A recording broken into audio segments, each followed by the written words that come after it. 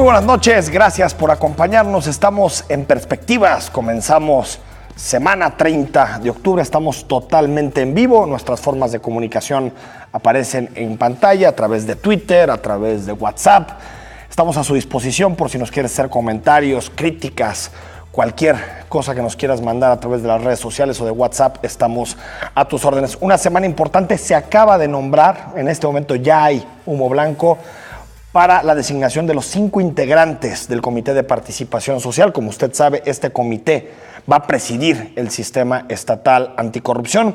Hay nombres interesantes, está académicos de la Universidad de Guadalajara, por ejemplo, Jorge Alatorre, Anel Vázquez, está también el académico del ITESO, Jesús Ibarra, hay también un académico de la UNIVA y un académico del Colegio de Jalisco. Creo que una buena integración del Comité de Participación Social que presidirá el sistema estatal anticorrupción. El próximo miércoles estarán aquí sentados 2 de sus integrantes para discutir los alcances del nombramiento y cuáles serán las primeras decisiones. También, hoy lo supimos, el próximo lunes 6 de noviembre el fiscal general del Estado, Eduardo Almaguer, pide licencia a su cargo como fiscal general para contender o buscar la candidatura del PRI a la gubernatura del Estado. Pero también una de las notas del día fue la tercera fase de la liberalización de los precios de la gasolina, uno de los momentos que ya sabíamos que iba a llegar en algún momento. Comienza en algunos estados del país, hoy 30 de octubre, en Jalisco llegará el próximo 30 de noviembre. Y para platicar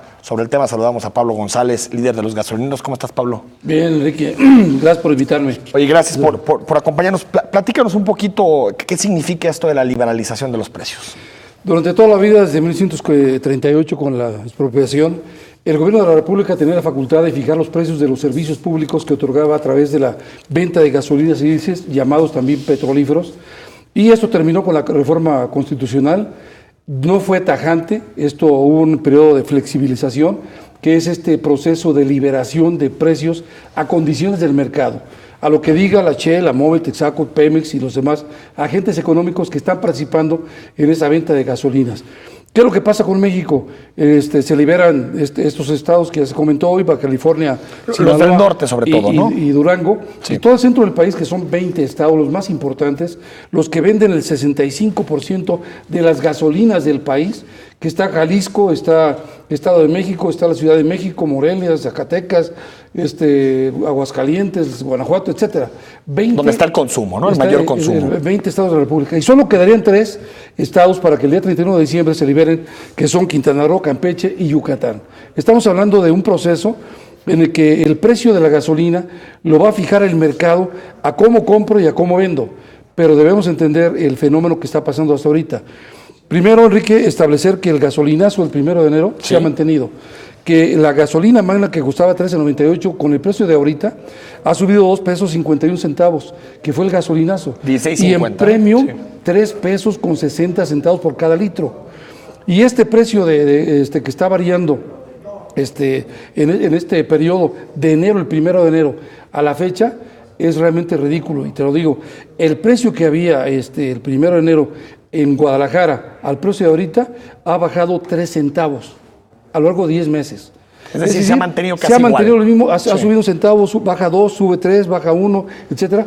Pero la Secretaría de Hacienda y la Comisión Reguladora de Energía, que fija los precios, estuvieron jugando con el público para decirles, hay un precio nuevo que se va a competir en gasolinas, fantasías. Somos 11.748 gasolinas en el país. Hay ahorita menos de 20 que pertenecen a empresas transnacionales. Estamos hablando de Chevron, de British Petroleum, de Shell, de Arco. La mayoría siguen siendo las clásicas. Esas no llegan ni a 20 gasolineras. A nivel nacional. A nivel nacional. Sí. Y son 11.748. ¿De qué estamos hablando? Y presume el secretario de Energía, decir, tenemos 26 nuevas marcas de gasolina, entre las que están Oxxo, 7-Eleven, otras que ya conocemos aquí, Gasmar y Hidrocina, etcétera. Que son nacionales, ¿no? Que son nacionales, que ya estaban. Pero dice 26 nuevas marcas. Sí, pero con las mismas gasolinas. Pemex le vende la gasolina a British Petroleum, a Chevron, a Texaco, se las vende a todas, porque no tienen cómo importar las gasolinas. Entonces estamos hablando de que es una fantasía, que hay una competición de precios, y la liberación va a traer como resultado de que va a haber pocas variantes. porque el producto es el mismo. Ahorita hablamos de la liberalización, pero entiendo, Pablo, que el costo de un litro de gasolina tiene muchos elementos. Es decir, una parte es el impuesto, que recuerdo que está en torno al 37% por litro de gasolina. Otra parte es el transporte, la logística. Es decir, para que nos expliques un poquito, de un litro de gasolina que compramos, ¿cómo se divide el precio? Mira, te voy a decir cómo se compone el precio, que antes lo amortiguaba todo la Secretaría de Hacienda supuestamente, pero empezó a cobrar desde hace 2 años el Impuesto Especial de Producción y Servicio, el IEPS. El IEPS. Y entonces se utilizó como un sistema de recaudación de impuestos porque había un boquete en el presupuesto de egresos. Y se dijo, ¿sabes qué? Entre tantos litros, a 4 pesos con 30 centavos un litro de Magna. Es el impuesto del IEPS, más un impuesto que había para combustibles fósiles de 11 centavos y otro para los estados que está desde el 2008. Suman los impuestos del IEPS, más de 5 pesos, más el IVA, 6 pesos. O sea, de los 16 Estás hablando pesos, de que 50. un litro de gasolina tiene el 40% de impuestos. Tú vas a la gasolinera y compras 500 pesos de gasolina el fin de semana. 500 pesos. De eso estás pagando Hacienda. Estás pagando 200 pesos de impuestos. La gente va a la gasolinera no a consumir, va a pagar también impuestos. Bueno, es que es una forma muy hábil de recaudar. Hacienda no te permite que desgloses el impuesto que estás pagando, porque si no tú dirías al fin de año, oye, yo te pagué 200 pesos, pero cada semana. Porque cada semana vas a cambiar el tanque, ¿no? Sí. Entonces, es un sistema de recaudación de impuestos y sigue como tal. ¿Qué se discutió ahorita y cuál es el precio que amenaza? Y del resto ya es el valor. No, el valor te voy a decir cuál es. Es el valor de la refinería de México, que son 6 refinerías contra 160 refinerías de Estados Unidos. Ese valor de la refinería se llama precio de primera mano. Sí. O el precio de importación. Es el precio de referencia en el que compramos el 95% del combustible que se importa, que es el 75% del nacional, está en Estados Unidos y se importa en esa cantidad. Ese precio de referencia es el que también determina el precio. Es decir, por eso es tan sensible al tipo de cambio. Y después la logística de cuánto cuesta traerlo por boquetanque y los impuestos, el combo de impuestos. Leía, Pablo, que había algunas quejas precisamente por eso, por la capacidad para almacenar, transportar, que la Secretaría de Energía o la Secretaría de Hacienda no habían podido resolver esa parte. Para que se modifique el precio realmente. No, fíjate, los precios en realidad se hubieran modificado con Harry, con los huracanes también de Irma. Sí. Hubiera subido el precio de la gasolina aquí en México 2 o 3 pesos el litro. Ahorita vale 16.49 un litro de Magna. Sí. Y estamos hablando de que tiene un subsidio desde el 1 de enero de más de 2 pesos por litro. Hoy, esta semana le bajaron y tiene un subsidio de 1 peso con 59 centavos por cada litro. Pero a ver, y ese subsidio se pretende quitarle el 1 de enero. Pero a ver, son 6 pesos y 40 y tantos en impuesto. Sí. Y aparte unos 59 en subsidio. Sí, así es. Pues son 7 pesos. Okay. Se vende a 16, es el 40%. O sea, en realidad el precio de mercado tendría que estar en 18. Si se quita el subsidio, sube inmediatamente a 18. Subiría ahorita de 6.50 más 1.50 a 18 pesos al litro. ¿Qué puede pasar el fin de año? Uno es que el paquete que está discutiendo, aprobó Cámara de Diputados, aprobó el Senado prácticamente, es de que sí se hizo a un lado el candado de que no se aumentara la gasolina. Va a haber un gasolinazo. Porque si le quitan ese subsidio para financiar lo que se reconstruye con el sismo, que son 48 mil millones de pesos en opinión del gobierno federal, bueno, el subsidio se va a retirar. ¿Qué está subsidiando el gobierno ahorita? Por ejemplo, el transporte, la logística, o directamente el precio. No, al precio lo baja. Precio directo. 2 pesos, 2 pesos 20 centavos ahorita, por cada litro. Entonces, si se aprueba el planteamiento presupuestal que está discutiendo a nivel federal, la gasolina subiría a 18 pesos y cachito. Así es. O la otra alternativa, si no le suben ese subsidio, se mantiene, es que la gasolina de ahorita, 16.49, suba el 7%, que es la perspectiva de inflación proyectada para 2018. Antes era el 3%, ahorita se dijo, estamos sobre el 7%. Sí. Entonces, si sube el 7 de 16 pesos, estamos hablando que subiría 1 peso con 30 centavos. Será lo menos, lo más barato. Pero puede subir la inflación más quitarle el subsidio puede subir hasta 2, 3 pesos por litro. Esto es lo que se está contemplando que puede ocurrir a fines de año. O sea, de otro gasolinazo a finales de año no nos libramos. No, o en enero. Porque el gobierno federal el recurso lo tiene que sacar de la gasolina. Hubo diputados que me comentaron, Pablo, no podemos subir el IVA, porque subir el 16 al 17 es la muerte, ¿no? Para la gente. Y si le subimos también el impuesto a la renta, los empresarios corren. Una forma fácil es súbele a la gasolina, que son IEPS, 30 millones, sí, al impuesto a la gasolina, súbele que es 30 millones de automotores, que la manejan puros empleados la mayoría, no se van a quejar. Entonces, ¿no se acuerdan de enero o qué? No. Manifestaciones masivas las del gasolinazo. Era de que ahorita se hubiera amarrado el decir no suben las gasolinas, pero ya quitaron ese impedimento, las desecharon. Entonces está el boquete abierto para que el día 31 haya noticias de que se quite el subsidio, sube la inflación y la gasolina llegue a costar 20 pesos por litro. Entonces, para entenderte, Pablo, a partir del 30 de noviembre en Jalisco se liberaliza el precio. Sí, que va a ser aproximadamente lo mismo hasta diciembre. Pero no vamos a ver, porque no hay otros proveedores, no se importa gasolina, no vamos a ver ningún cambio realmente en el precio. No lo hay. Es decir, se va a mantener el mismo precio que ese mismo se va a ir a diciembre, pero en enero empezará el gasolinazo. Ahora, una cosa que tú me dices que, ¿por qué no se hace? Porque y te voy a decir 2 casos que tú conoces. Aquí en Jalisco se distribuye la gasolina en el Castillo y en Zapopan. Sí. 2 terminales de 1 millón de barriles. Esa capacidad que se tiene se hizo el 22 de abril del 92, se hizo la del Castillo. Sí. Y en aquel entonces eran 250 gasolineras en Jalisco. Ahorita hay 1,000 gasolineras en Jalisco. Entonces, como si antes se tenía esas 2 terminales y creció 4 veces más el número de gasolineras, no se creció la refinación. Deberían de haber otras 2 terminales más de almacenamiento. Y entonces dijo la Comisión Reguladora de Energía, no puedo incentivar que entren nuevas gasolineras porque Pemex está impedido, porque no tiene capacidad. Y como Jalisco, están todos los demás estados. ¿Qué pasó con la temporada abierta en la que dice los extranjeros pueden rentar parte del almacenamiento de cada estado? Pemex dijo, no puedo rentar porque yo apenas tengo para 1 o 2 días y están saturados. Que eso es lo que están quejando algunos en este momento. Así es. Que no hay capacidad para almacenar. Ya dijo ayer Guillermo García José, presidente de la Comisión Reguladora General, dijo, habrá que esperar 3 o 4 años a que crezca la infraestructura en terminales de almacenamiento, poliductos, terminales marítimas de operación para bajar el buquetanque que se importa, que subieron las importaciones al 75%.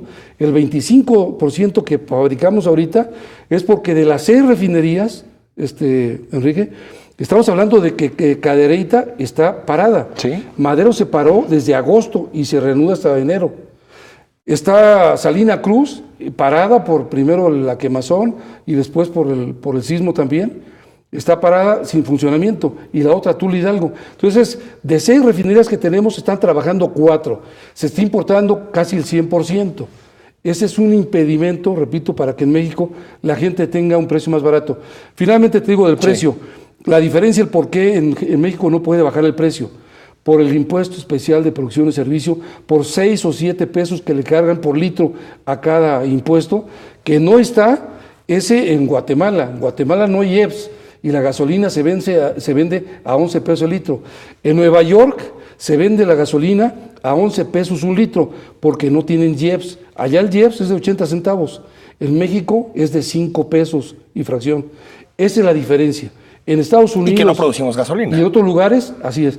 No hay el impuesto que en México se usa la gasolina como un sistema de recaudación de impuestos. Así que es una fantasía de que iba las gasolineras a tener precios baratos. Eso es falso. Habrá que esperar la respuesta de enero y es totalmente decisión del Ejecutivo Federal. La gasolina sube quitando subsidio y con la inflación proyectada. Pablo, gracias. Muchas gracias por haber estado aquí en Perspectivas. Vamos al corte, ahí está el asunto de la liberalización de las gasolinas en México. Al regresar hablamos sobre un tema internacional, el conflicto entre Cataluña y España. Regresamos.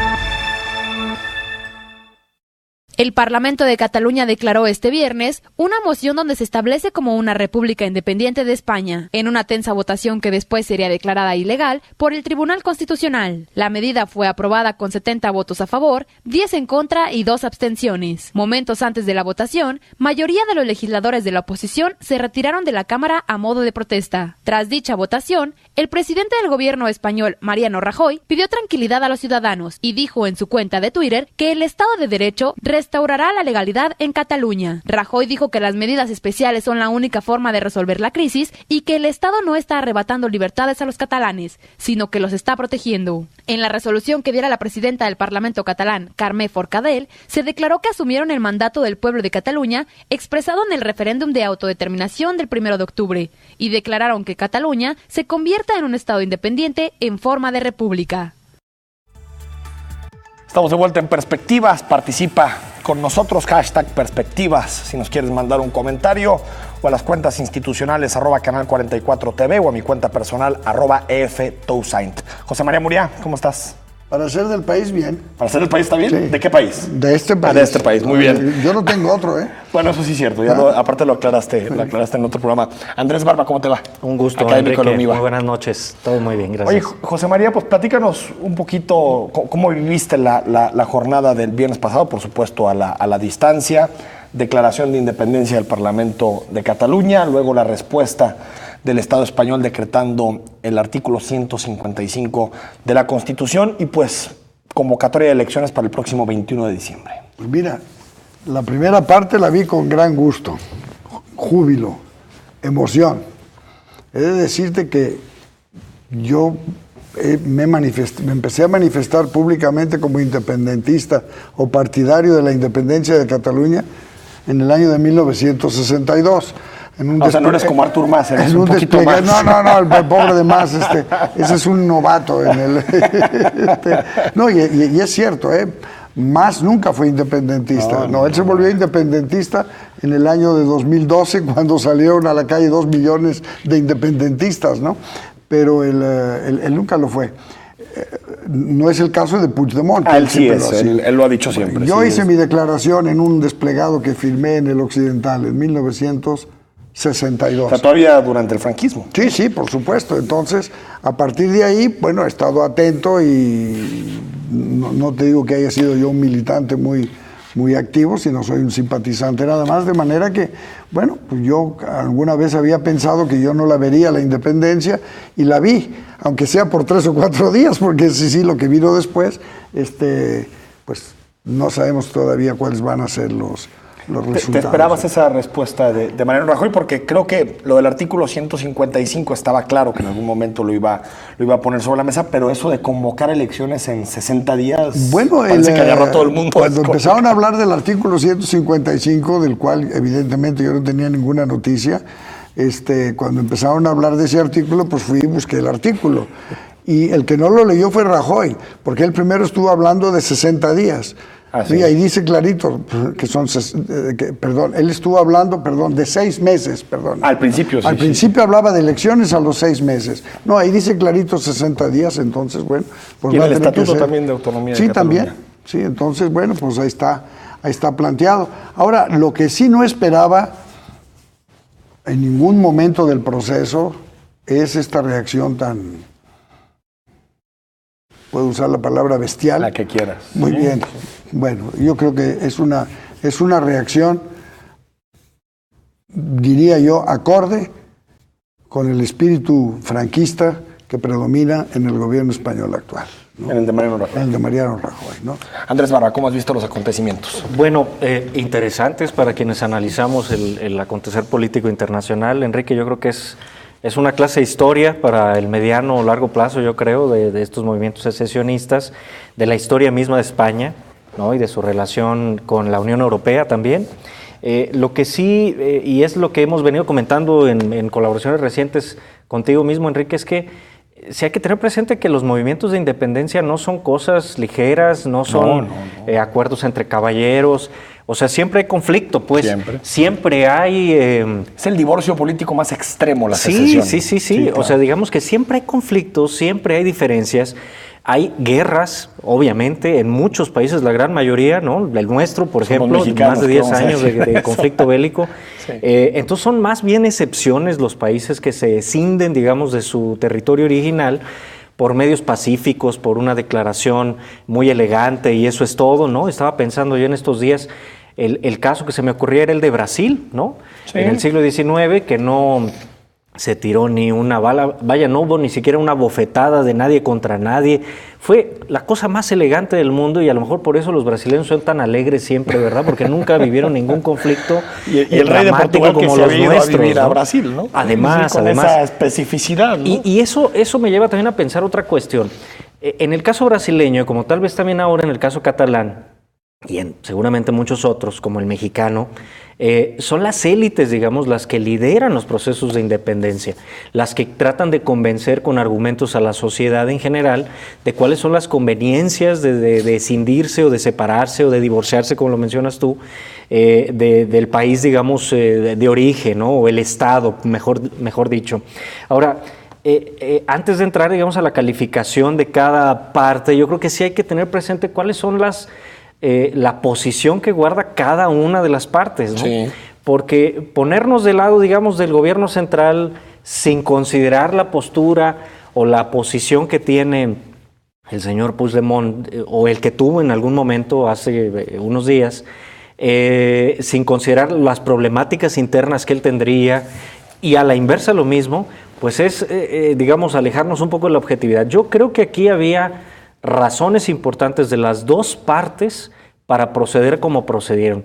Ahora, entendiendo eso, pues sí hay una serie de cuestionamientos y críticas que hay que asignarles a las dos partes. Tú decías, ¿no? hay un caso que creo que, hablando de separaciones, que fue menos traumática, que es Noruega-Suecia. Noruega-Suecia, sí, pues fue el primer referéndum, 1905, es decir, hace 112 años, en donde el gobierno sueco permitió que los noruegos votaran y al final terminaran siendo independientes. Creo que es de los pocos, ¿eh? Hay un caso anterior, muy anterior, si no me equivoco, después de los acuerdos de Westfalia con la región de Alsacia, en Francia. ¿Pero se votó? Que era, sí, justamente la Asamblea Nacional Francesa se trajo a Alsacia, o la reconoció como parte integral del territorio francés, justamente porque hubo una especie de consulta ciudadana a la estamos hablando del siglo XVIII, más o menos. Siglo XVII. Porque Westfalia fue en 1648. Y pico, sí, exacto.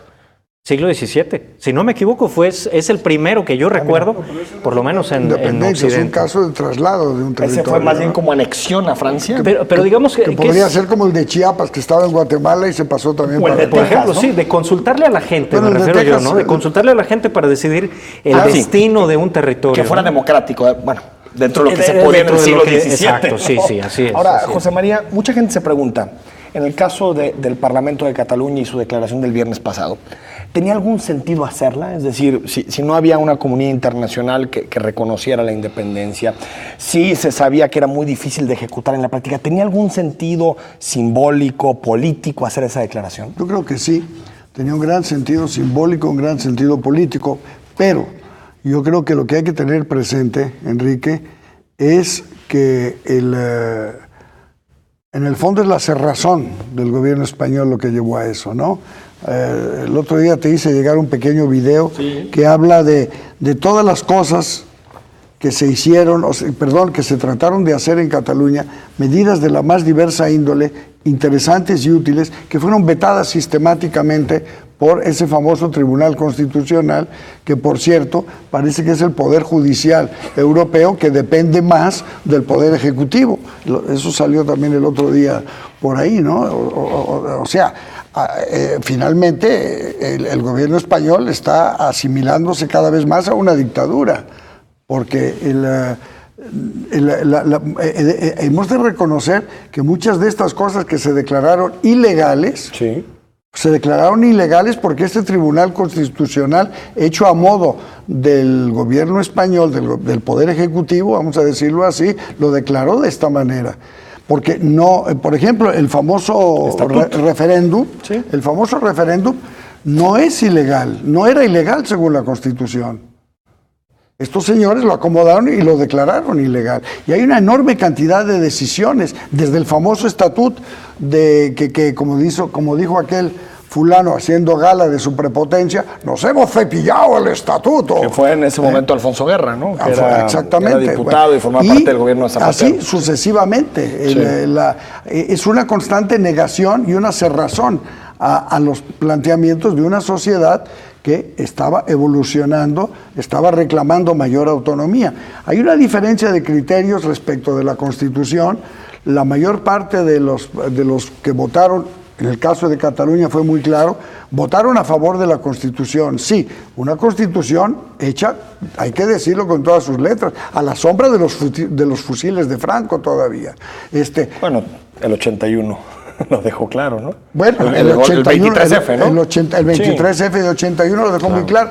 Esto es, de manera que, bueno, la gente acepta esa Constitución porque, bueno, era un paso extraordinario. Y se ha recuperado la Generalitat, el autogobierno catalán. Y era poner fin a una época muy difícil, ¿no? Sí, yo creo que todo el mundo está de acuerdo que algo tenía que suceder, ¿no? Y entonces hubo tolerancia de todos lados. Sí. Ahora, unos entendían que aquello era el principio de un régimen hacia mayores autonomías, pero parece que los otros entendieron que ese era el tope, sí. Y ahí lo que había que hacer era empezar a reducir las autonomías. Y yo creo que esa es la base de la gran discrepancia. Yo sigo insistiendo que si algún día Cataluña se independiza y es un país agradecido, lo que tendrá que hacer es cambiarle el nombre de la Diagonal por el de Mariano Rajoy. Porque es el que más ha fomentado el sentimiento independentista de los catalanes. Eso no tiene vuelta de hoja. Pues no sé si pasaría lo mismo en Euskadi, fíjate. Ahora, Andrés, el argumento del gobierno español para no dejar que se llevara a cabo el referéndum fue que el artículo 2 de la Constitución española dice la soberanía recae en el pueblo español, en todo el pueblo español, y por lo tanto decisiones como una posible escisión de Cataluña tienen que votarse en todo España. Sin embargo, eso mismo pasa en Canadá, eso mismo ha pasado en Reino Unido, no, porque no es una constitución escrita. ¿No te parece que sí había una posibilidad de poner urnas y decir que se defina de forma democrática? Creo que le doy la razón al doctor Muriac en cuanto a la actitud del gobierno central, y también hay que hablar de la actitud del gobierno regional. Digamos, en las dos partes hay críticas que hacer, pero digamos, en la parte del gobierno central, creo yo que este rigorismo jurídico, porque es verdad, cuando uno revisa la Constitución española, sí se dice ahí que para hacer, no, y que para hacer también consultas o referéndums o algo así, tiene que ser a la integridad, digamos, del pueblo español, no solamente el de una comunidad o dos o tres de la que está dividida España, que creo que son 16 comunidades autónomas. 17 y 2 ciudades autónomas. Exacto. Entonces, bueno, digamos que si tenía que haber un referéndum, tenía que haber sido a los casi 50 millones de habitantes de España, y ya sabemos cuál habría sido el resultado. Cosa que es medio lógica, aparte, por ¿no? supuesto. Es como si en Escocia hubieran votado en Por supuesto, pero el esquema institucional que tiene España es distinto del de Canadá, es distinto del británico, en donde la decisión de un parlamento de permitirlo a partir de una votación, un proceso de votación, pues le da vía libre a que se realice un ejercicio de esa naturaleza. En España no, se tiene que cambiar la Constitución. Entonces, yo creo que sí hay vías, o sí debería de haber, o deberían de buscarlas, porque es imprescindible tener presente que fueron 2 millones de personas las que se pronunciaron a favor de la independencia. O sea, no fueron 200,000 personas, no fueron 30,000 personas, 2 millones de una población total de 7 millones y medio de habitantes. Y si algo une a la sociedad catalana en todas las consultas y en todas las encuestas que se hacen, es la idea del referéndum. Eso incluso hasta los del no. Y se tiene que llegar al momento en donde se organiza una consulta, una elección, un referéndum, algo. Si los rigoristas, digamos, en el gobierno central, lo que buscan es que la vía legal lo permita, entonces ya sabemos cuál es el camino que deben de seguir, la reforma a la Constitución. La cosa es ver en qué se va a convertir. ¿Cuántas veces se ha reformado la Constitución de España en 40 años? 2 veces. Bueno, y una, por cierto, para que el Fondo Monetario Internacional estuviera contento. Vamos al corte, retomamos contigo, Muriel, y con Andrés Barba.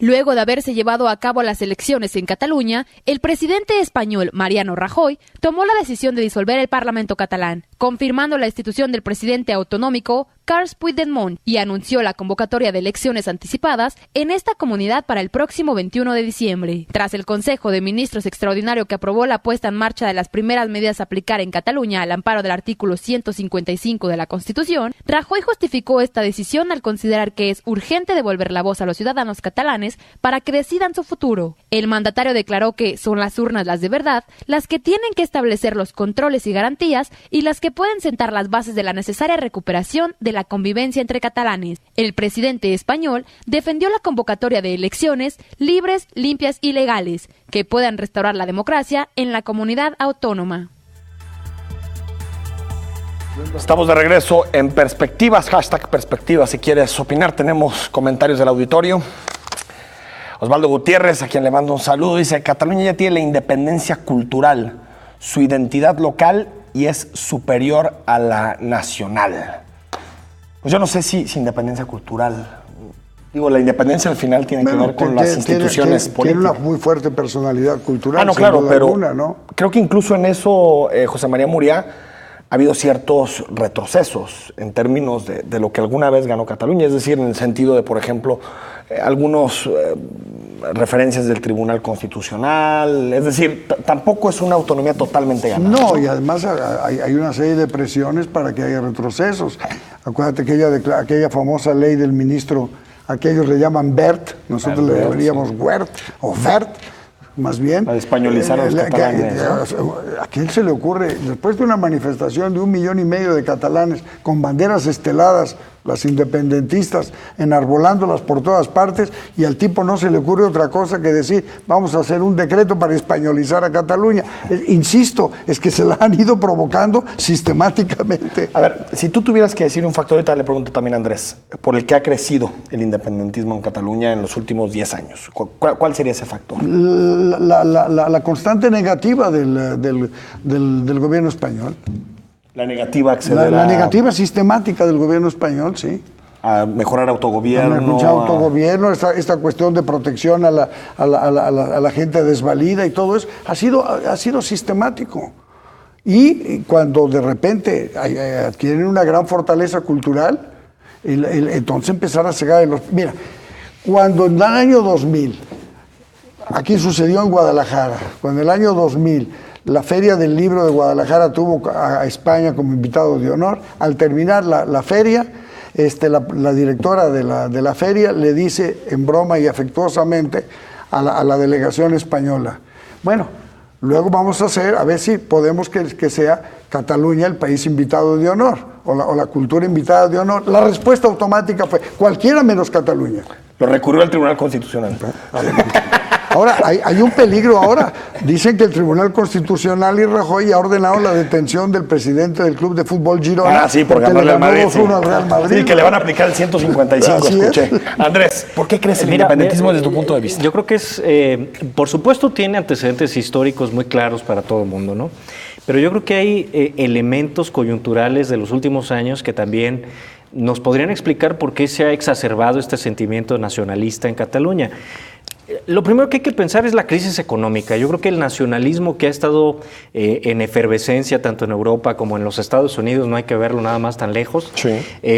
Tiene un fundamento económico. Digamos, los países cuando están en una crisis económica de esos niveles de gravedad, con una población en desempleo tan altos, en fin, pues empiezan también a derivar todas esas frustraciones en la vía política. España venía, ¿no?, de de muchos años de ascenso económico, el milagro español. Y ahora cambia un poco el discurso. Ahora, también hay que pensar que el gobierno catalán, igual que muchos otros gobiernos regionales, cayeron en una situación financiera o presupuestal muy delicada. Digamos, el gobierno central, en un periodo donde nadie le estaba prestando dinero como antes por esta falta de liquidez o falta de confianza que estaba generando España, junto con Irlanda, junto con Portugal, Grecia, en fin, estos otros países en Europa, pues el gobierno central tuvo que llegar a prestarles ese financiamiento a las autonomías. No es exclusivo de Cataluña, pero es un elemento que podría también agregarse a los ingredientes de la explicación del por qué esta efervescencia actual. Y yo creo que lo que marca ya en el ámbito político esta actuación, porque ya no nada más es manifestación de expresiones en los medios o en la tribuna política, también es la llegada al gobierno de Izquierda Republicana. O sea, digamos que en el 2015, cuando Izquierda Republicana ya llega, digamos, a la presidencia de la Generalitat... Bueno, llegan a alianza, ¿no? Aunque sigue gobernando Convergencia. Sí, pero llegan a la vicepresidencia. Llegan a la vicepresidencia, ¿no? Y llegan a un tiene esta visibilidad pública, que ya la tenía, desde luego, pero ahora con esta fuerza institucional que le da el gobierno local, por supuesto que hay un discurso mucho más confrontativo con el gobierno central. Ahora, si lo vemos ahora enfrente, en donde tenemos un gobierno del PP encabezado por un primer ministro, un jefe de gobierno, que tiene esta actitud, digamos, de un diálogo muy limitado, oportunidades, digamos, para generar alternativas políticas diferentes a lo que marca la legalidad, etcétera, sin violar la legalidad, porque para eso están también los políticos, digamos, para generar escenarios creativos que permitan cumplir con las necesidades de la sociedad sin violentar la normatividad, ¿no? La norma en la Constitución. Entonces, si tenemos un actor, en este caso Mariano Rajoy, que tiene estas características como gobernante, pues tenemos un choque de trenes pues muy fácil de muchos ver, ¿no? constitucionalistas, José María, le decían a Rajoy: está bien que tal vez no pueda ser un referéndum vinculante en este momento, pero haz una consulta para saber exactamente qué porcentaje de catalanes están en la vía de la independencia. Y lo habían estado intentando, el gobierno catalán lo había estado intentando. Pactaron, fueron al Congreso de los Diputados y les dijeron: a ver, discutimos la pregunta, la fecha, quién lo lleva, los colegios electorales, dónde se colocan. Me parece, José María, que sí hubo una especie como de bloqueo detrás de los jueces a un problema que es político, claro, es eminentemente político. Hubo un gran bloqueo que los catalanes lo atribuyen, eso es muy difícil de saber si es cierto o no, pero los catalanes lo atribuyen a que el gobierno español sabía que perdían. Que podían perder. Yo quiero decir que estoy de acuerdo con Andrés. Porque efectivamente la crisis económica agudizó la situación. Pero sí quisiera precisarte dos cosas. Antes de que la Esquerra Republicana de Cataluña llegara a la vicepresidencia ahora, ya lo había sido con Luis Carol Rovira. No es la primera vez que... con el presidente Montilla. Con Montilla, primero con Maragall y luego con Montilla. Quiero decir que Esquerra ya venía creciendo desde hace mucho tiempo. Incluso antes de la crisis económica es cuando se produjo aquel famoso referéndum municipal en un pueblo que se llama Arenys de Munt, que armó un escándalo la vicepresidenta de España de entonces, porque se iba a hacer, y claro, al armar el escándalo, el tema de la elección, el referéndum en un municipio de 1,000 habitantes cobró una notoriedad espantosa. Tremenda, todo el mundo, sí, me acuerdo. Es esta falta de sensibilidad y de respeto que prevalece en muchos sentidos en el gobierno español. Ahora, ojo, déjame. Sí, claro. Astucia política para encontrar soluciones. Y para encontrar es que estos escenarios o estas actuaciones que puede llegar a tener el gobierno le van a resultar contraproducentes. Lo que pasó el 1 de octubre, ¿no? Exacto. Pero bueno, lo que quería yo concluir es que tienes toda la razón, Andrés, que la crisis económica, cuando hay mucha lana, pues todo es más tolerable. Cuando vienen las escaseces... Ve los matrimonios, ¿no? Por ejemplo, verbigracia, que esto finalmente no es más que un proceso de divorcio después de un gran hartazgo, ¿verdad? Pues, ahora, José María Muria, yo sí creo que el estatuto juega un papel fundamental. Claro. Porque el Estatuto de Autonomía, que para quien nos escucha es como una especie de constitución local, no es tal cual, porque no es un país federal, entonces no tiene constituciones, pero es un Estatuto de Autonomía en donde se recogían ciertos avances, ¿no? Como el reconocimiento de Cataluña como nación, se recogían algunos temas relacionados con autogobierno, sobre todo fiscales, pero primero pasó por la aprobación en el Parlamento catalán, luego se votó en referéndum, luego fue al Congreso de los Diputados de España y también se aprobó luego la rasurada famosa de Alfonso Guerra. Y luego de una muy buena participación y un porcentaje amplio, se termina ilegalizando el estatuto. Y yo he platicado con muchísima gente allá que me dice, pues es que creo que ahí nos dimos a entender que ya era imposible avanzar. Es decir, que ya habíamos topado pared y que ya el debate no era tanto qué más autogobierno, sino independencia o status quo. Y me parece que eso, aunado con la crisis económica y con otros temas, terminó haciendo que en un periodo histórico de 6-7 años el independentismo se triplicara. En 2006-2007 era el 15-18%. Estamos mucho. en 45, 50%, ¿no? O más. Nos quedan 2, 3 minutos. Escenarios desde su punto de vista para lo que queda del proceso. Ay, mano, acuérdate que soy historiador, no profeta. Pero lo que ustedes ven, elecciones el 21 de diciembre, Bueno, yo unos creo dicen que puede ser un referéndum Yo creo no que llamado sí. como tal. A ver, ¿qué pasa en las elecciones del 21? Si hay unas elecciones el 21 de diciembre, a 2 meses, con un país tan dolido, tan agredido, golpeado física y moralmente, con un último pequeño detalle sin importancia, como es que el señor Rajoy no se le ocurre de no sé cuántos millones de españoles que nombrar para que tome las funciones de presidente de la Generalitat de Cataluña al personaje que más odian los catalanes en este momento, que es la enana del tapanco Soraya, que tienen de Soraya vicepresidente, Sáenz la tal Soraya, que me gusta, no me gusta ni para el zombie, la tal Soraya. Sí, un error. O sea, es decir, una agresión constante. No es tan solo la negativa, sino es esta agresión constante. Y esto, ¿qué va a pasar el 21? Pues si las elecciones, el 21 de diciembre, si las elecciones son realmente libres, el vaticinio es que los independentistas le van a dar una paliza. Yo creo que quedaría muy bien si todos los independentistas van a una lista y todos los unionistas o que están a favor de la unidad de España, o constitucionalistas, alguno que me parece de pronto un nombre muy bonito para llevarlos, pero están en otra lista, creo que sería pues una especie de referéndum. Claro. Ahí Podemos quedaría como a la mitad porque siempre ha sido más Pero te ambiguo, aseguro ¿no? que van a hacer todo lo posible para evitar esa conformación. Yo también lo creo. Saben que van a perder. Sí. Hay que ver, yo no daría, digamos, campanas al vuelo para un lado o para el otro. Yo creo que las cosas están muy cerradas, Sí, están por lo cerradas. menos en las encuestas que se veían en estos días de octubre, donde estaba el tema, digamos, en la palestra pública, por todos lados, a nivel mundial incluso. Sí. Habrá que ver cómo se desarrollan las cosas de aquí para entonces, porque es cierto que es poco tiempo, pero si todo esto ha ocurrido en el mes de octubre, digamos, obviamente con todos los antecedentes, pero si en octubre el debate se colerizó de la manera como lo hemos visto, hay que ver qué va a pasar en 2 meses, ¿no? Además, Sí. fue muy interesante porque es justo antes de las Navidades, cuando todo el mundo se va a descansar, ¿no? Es como las legislaciones difíciles que se hacen aquí, ¿no? Buscan cuando hay mundiales o, Es que en realidad, fíjate, o distracciones, ¿no? Lo chistoso, Andrés, es que los 60 días que marca el Estatuto de Autonomía caían justo el Exactamente. 24 de diciembre. El 24 de diciembre a votar por no, dijeron el 21. Algunos mensajes también para José María Andrés.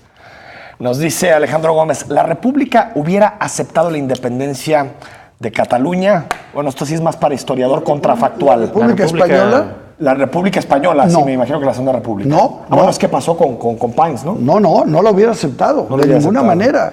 Acuérdate, Sí. el Claro. otro día traje aquí unas frases célebres de españoles, el comentario de Negrín, que dice que no ha jugado, que preferiría, antes de ver separada la independencia a Cataluña, preferiría el gobierno de Franco.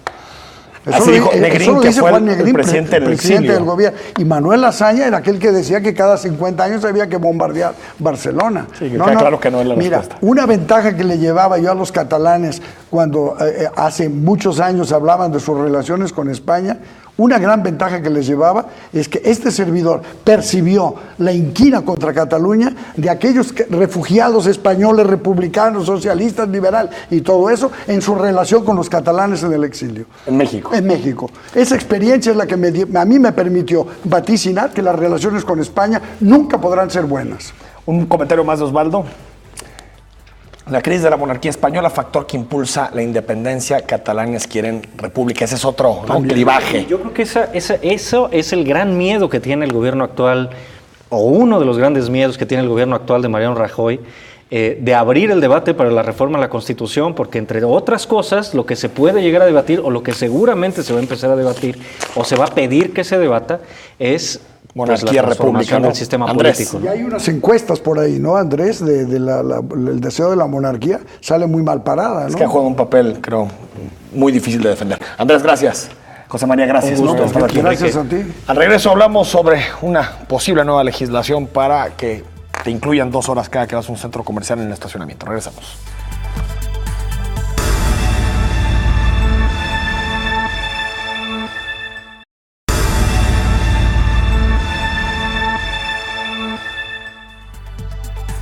Estamos de regreso en Perspectiva. Saludamos al diputado local de Movimiento Ciudadano, Augusto Valencia. Augusto, ¿cómo estás? Muy bien, Enrique, muchas gracias por la invitación. Gracias Un por saludo a estar tu aquí auditorio. con nosotros. Oye, me preguntaba alguna vez, mi mujer me decía, oye, ¿qué pasa con esta iniciativa de los estacionamientos gratis en las plazas? Bueno, no sé si la llamamos bien, es la forma que se popularizó, pero con esta iniciativa, pues para regular un poco lo que se cobra en los centros comerciales. Platícanos, tengo entendido que pasó por la Comisión de Asuntos Metropolitanos. Sí, es una modificación al Código Urbano que tiene todavía ahí un candado jurídico para poder hacer algunos cambios, que estamos ya por quitarle ese candado para armonizar el Código Urbano con la Ley de Asentamientos Humanos, y aprovechamos en la Comisión de Asuntos Metropolitanos tener ya listo un dictamen que lo que busca es darle claridad a los usuarios de las plazas comerciales y también a quienes administran estos espacios que son estacionamientos, para que terminen ya con el abuso de un cobro indiscriminado a quienes son usuarios y consumidores de las plazas comerciales, ¿no?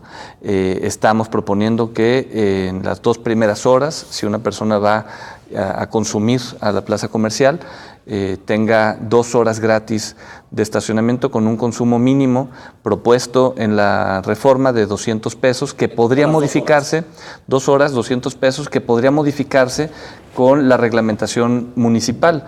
Los municipios tendrán 90 días para verificar si el monto lo reducen.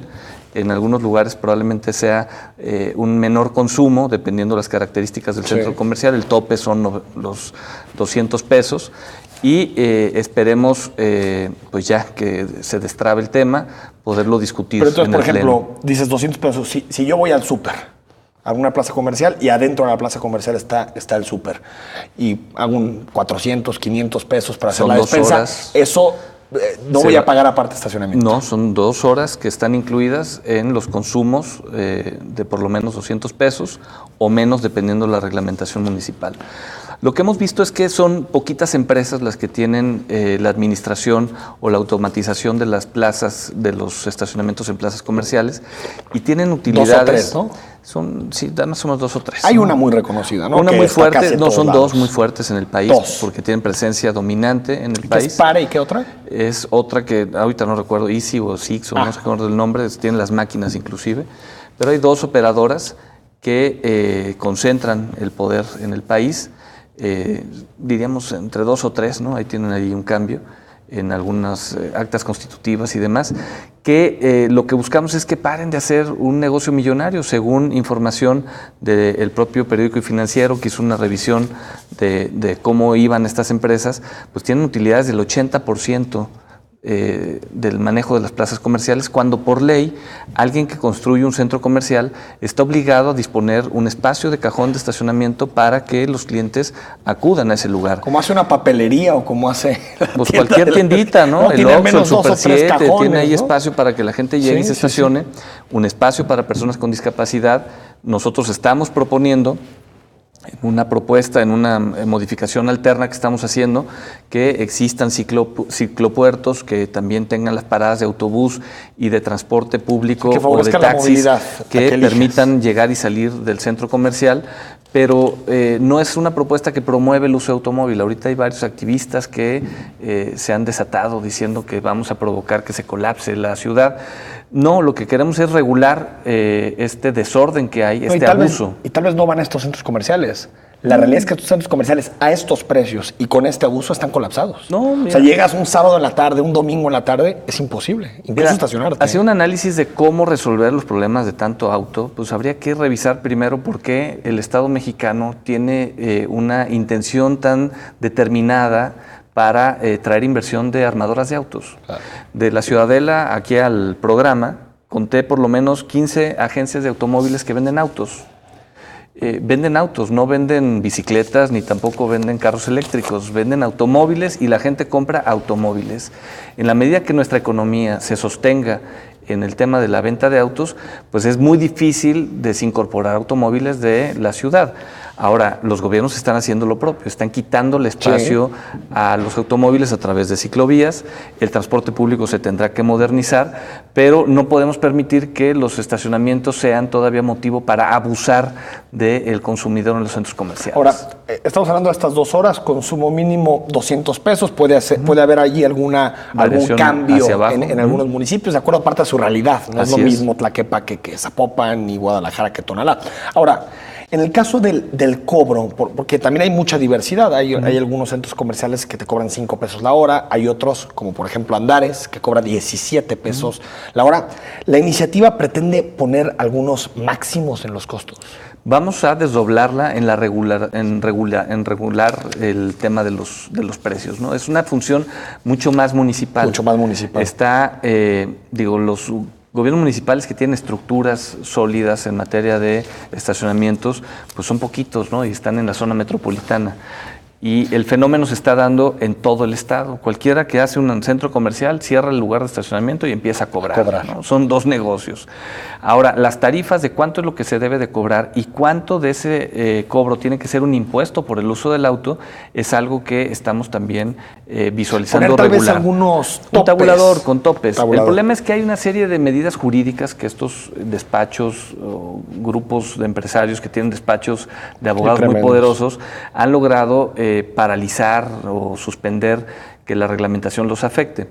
Pero bueno, vamos a entrar por una serie de vericuetos legales que hemos ido revisando para evitar primero que la reforma que estamos proponiendo se vaya a colapsar con algún tipo de medida judicial y como un segundo paso, pues meterlos al orden, ¿no? Acabas de mencionar una plaza comercial, Andares, hice la prueba hace algunos días, acudí un par de horas ahí al centro comercial. 50 pesos. Fueron, 34 pesos, 17 pesos Sí, la hora, ni siquiera es progresiva, estás un minuto y ya te cobran los primeros 17 pesos, ¿no? Porque algunos te dan 15 minutos, ahí sí vas a recoger a alguien. Pues ya muy pocos, y la Ya muy reglamentación pocos, ¿no? municipal en Guadalajara, si eres consumidor, te permite un descuento de hasta el 50%. Es una reglamentación municipal que se estará actualizando también. En este centro comercial, en la zona nueva del estacionamiento que les pusieron al lado de un fraccionamiento, ahí hay ahora torres para autos, ¿no? Es el estacionamiento más grande creo que de la ciudad, ¿eh? De los más grandes. Es el estacionamiento que por lo menos el Día de las Madres y en Navidad tiene espacio para todos los vehículos. Para todo el mundo. Sí, eso queda Así clarísimo. está diseñado, porque ya tuve una plática con algunas personas vinculadas al estacionamiento. Bueno, en este lugar, de 2 horas fueron 34 pesos. Pagué en la máquina con su sello de registro en la Profeco de que estaba verificada, con un billete de 50 pesos, me dio el cambio, y pedí imprimir el boleto para ver qué venía en el boleto. Bueno, la sorpresa que tuve es que el boleto estaba un recibo por 17 pesos, tan solo contabilizando 1 hora de estacionamiento. Y te cobraban 2. Y cobraban 2. O sea, para pagar menos impuestos. Pues es lo que nosotros no sabemos. ¿Cuál es la forma en la que la Profeco está regulando estos centros automáticos Augusto para Valencia, el cobro? ¿En 10 segundos te presionaron? ¿Hubo presiones? Claro que hay presiones, pero las vamos a vencer. Augusto, gracias. Te agradezco. Gracias por habernos acompañado. El miércoles, 2 integrantes del recién señalado, designado Comité de Participación Social del Sistema Estatal Anticorrupción estarán aquí Jorge Alatorre y Jesús Ibarra. Hasta el miércoles.